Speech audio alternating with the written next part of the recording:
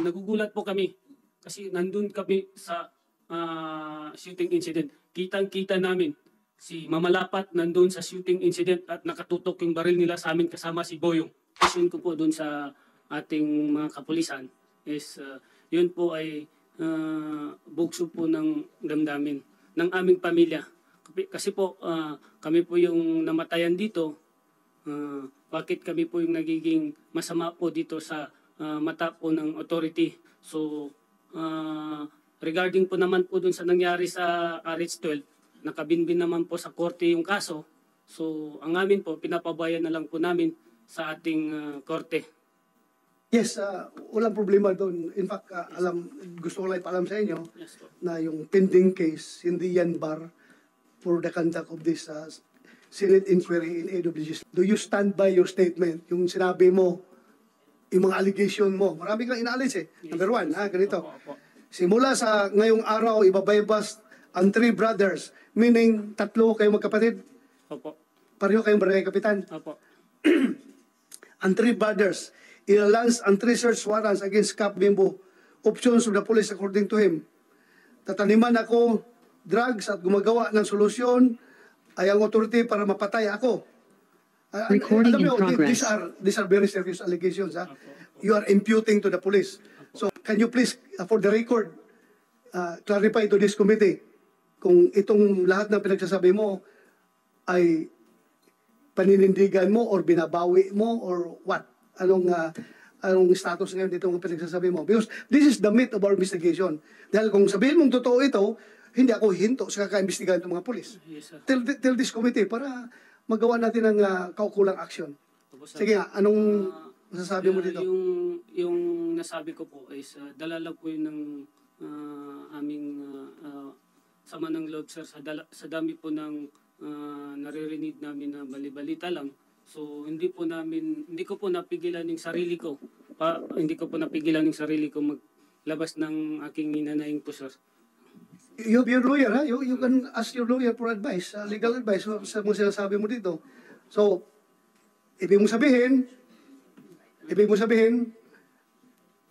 binabawi mo yung sinabi mo doon sa press ko na yon? Parang ganun na po.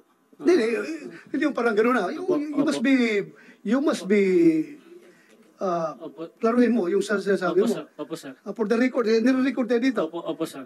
So hindi totoo yung sinasabi mo na ang pulis ay tataniman ka ng droga. Opo, sir. Hindi totoo yung sinasabi mo na yung pulis ay inuutusan ng nakakataas na i-raid kayo para at mapatay kayo. Hindi yung totoo. Opo, sir. Tapos yung sinasabi mo na yung results ng forensic examination, forensic investigation ay hindi totoo. Ibang usapan na po yung regarding po sa paraffin test po. So, ang paraffin test, hindi mo wini-withdraw? Hindi po yung paraffin test po. Yung sa paraffin test po, po is nagugulat po kami kasi nandun kami sa shooting incident. Kitang-kita namin si Mamalapat nandun sa shooting incident at nakatutok yung baril nila sa amin kasama si Boyong. Bakit naging negative po sila sa paraffin test? Idalawang mata namin. Hindi lang po ako, si Cap Idris, si Cap Liling, si Cap Melissa, pati yung mga pamilya namin na nandun, pati yung wounded. Na witness namin, nakita nila na si Mamalapat po, si Boyong is nandun at nakatutok yung kanilang baril. Kita-kita po yung kanilang pagbaril sa amin po. Okay, ikot kita dyan. Nakatutok ang baril. Opo. Nakita mo. Opo. Pero hindi mo nakita na pumutok. Si Boyong, sir, nakita ko yung pagputok nila. Si Boyong, nakita mo, pumutok si Boyong. Pati yung si Mamalapat po, sir. Pumutok rin si Mamalapat? Opo, sir. Kung pumutok si Mamalapat, baka ibang baril ang ginamit. Hindi ko alam. Basta, ang nakikita ko, naimimim yung dala niya, Berita, kasi may ilaw pa, sir, yung time ng pagbabarilin nila kami. Nung mabilis na yung putok nila, burst na, sir, pinatay po nila yung ilaw. Okay, so klaruhin natin. Opo. All other allegations na sinabi mo doon sa press con, binabawi mo. Opo, sir. Dala lang yung nabuksan ng damdamin, except dun sa yung akusasyon mo tungkol dito sa results ng crime lab investigation, yung paraffin test. Opo, sir. Okay, sige. Balikan kita. Crime lab, can you explain? Sir, good morning again.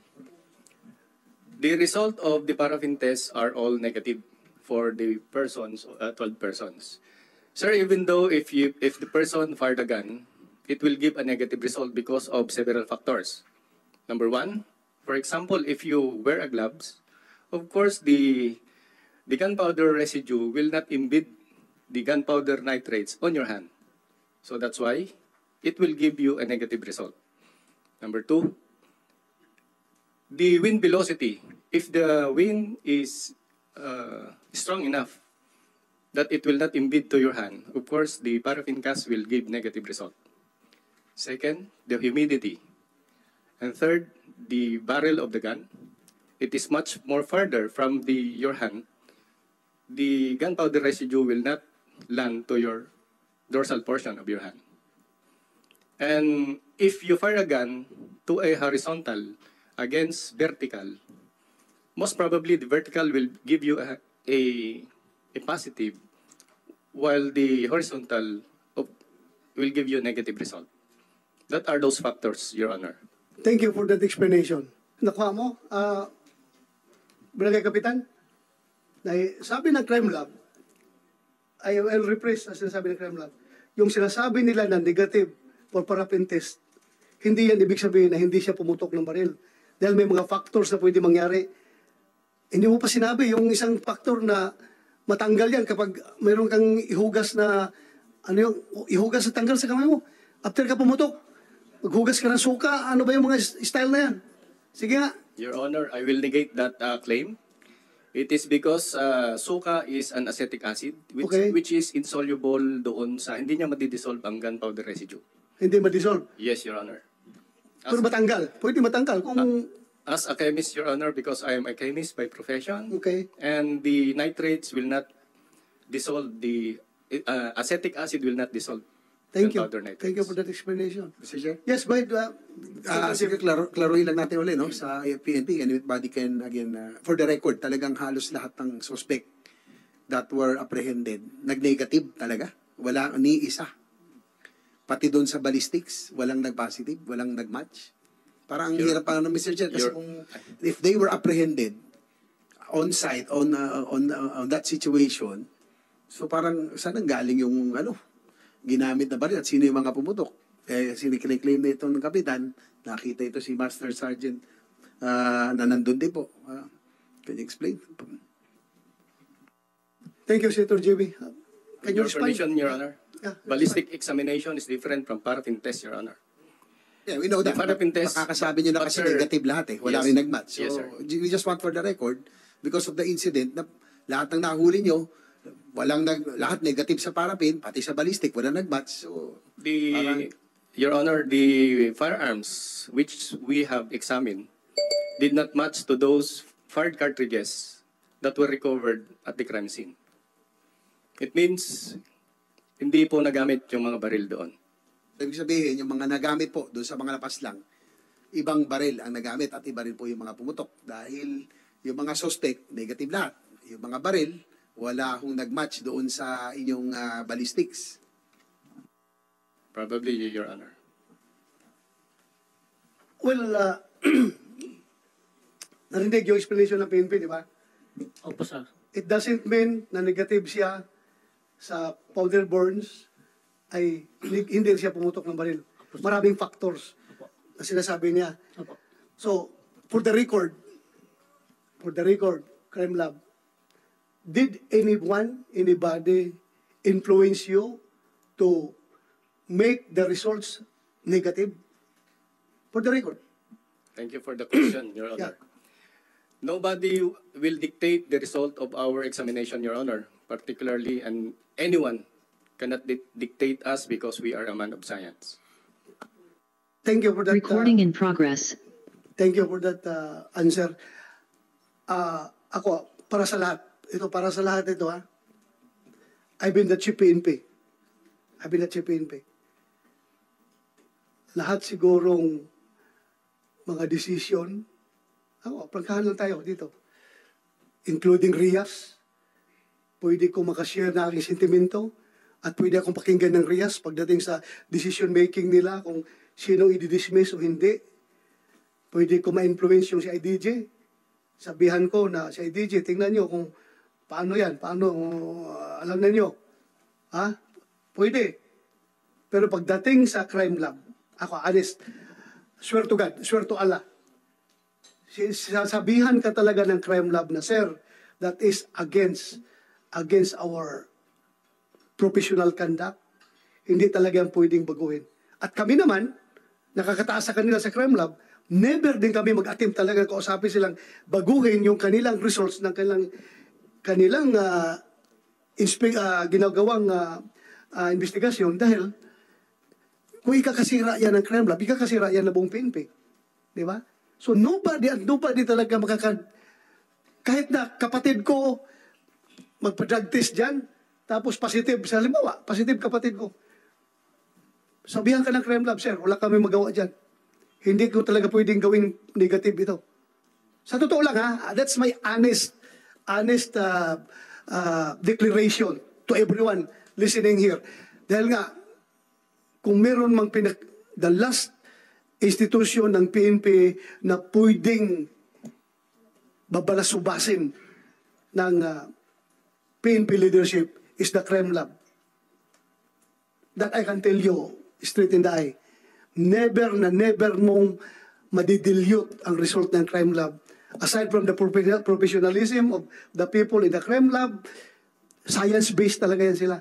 Hindi yan po pwedeng influence-based, kundi science-based talaga yan kanilang findings. So, kung magduda kayo, normal yan. Na magduda kayo, lalo na ikaw, nakita mo, talaga, napuputok siya. Pero sabi nga ng crime lab, it doesn't mean na pag negative siya, hindi rin siya puputok. At alam ko, mayroong mga Supreme Court ruling dyan. Hindi ko na lang basahin dito. Pero alam ko may mga Supreme Court ruling dyan. So, as far as your discontentment, dissatisfaction with the results of crime lab, with that explanation coming from crime lab, ano ngayon masasabi mo? Nagdududa ka pa rin sa crime lab? Excuse po, Yeah, sir. go ahead. Opo.